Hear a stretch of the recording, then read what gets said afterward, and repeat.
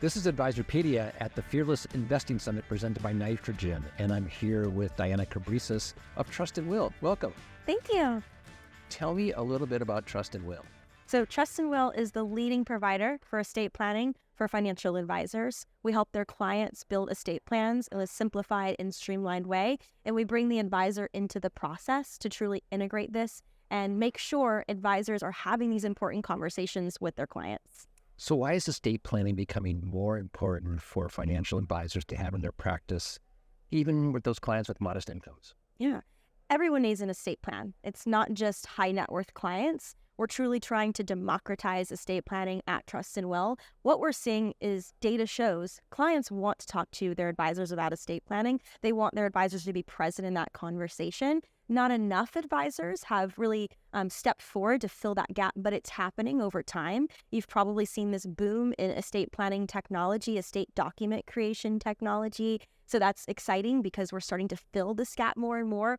But regardless of your level of wealth, you need an estate plan. It's not just documents tied to your wealth or assets, but it's also documents that say, who are you going to choose as, you nominate for your guardianship for your children, or after, if something were to happen to you, who gets your medical data and who's going to make decisions based on your behalf. So again, we're truly trying to democratize estate planning, and we're seeing this gap between what clients want and what advisors offer, and this boom in the technology space to slowly close that gap. So the big wealth transfer is happening. What are the biggest obstacles advisors are facing making this all work? Advisors face perceived barriers to offering estate planning. Keyword perceived barriers, such as costs or legal, or I'm not really a subject matter expert in this, so I don't really feel comfortable talking about it.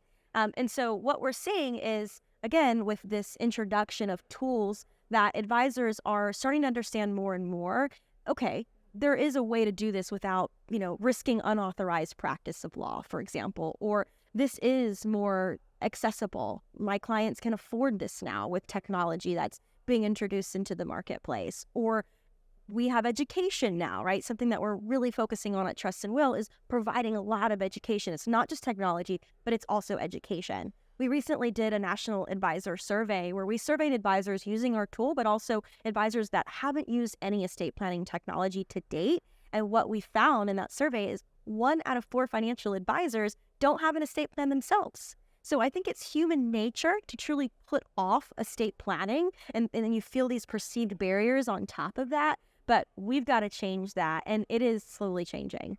So estate planning not only strengthens client relationships, but it's also a great way to connect with Gen 2. 100%. Lots to say about that. So what we're seeing is if you're providing estate planning to your clients, you're having conversations where everything is laid out on the table. Family dynamics, who's getting what, how much are they getting? And when you have these types of conversations as an advisor with your clients, you're inevitably going to reach that next gen. You're going to talk to the children of your clients. You're also going to educate the children of your clients. And so we're seeing more and more, and again, referencing that study that we recently did, over 66% of advisors who do estate planning with their clients have raised their hand to say, yes, this is helping me build multi-generational relationships. And we're also seeing, if you really think about it, if you're a child of a client of an advisor and your father or your mother passes away and that advisor was nowhere present in the estate planning conversation, and now assets are going to probate, and you're trying as an advisor to reach out to that child and say, hey, let's have a conversation, what is the likelihood that they're actually going to want to work with you? Their parents' assets are now in probate, which is stressful and it's lengthy. And so you just thinking about those things all together, offering estate planning as an advisor will help you reach that next generation of clients. So strengthen your client relationships, connect with G2, Trust and Will, Diana Cabrices. Thanks so much for joining us. Thank you so much for having me.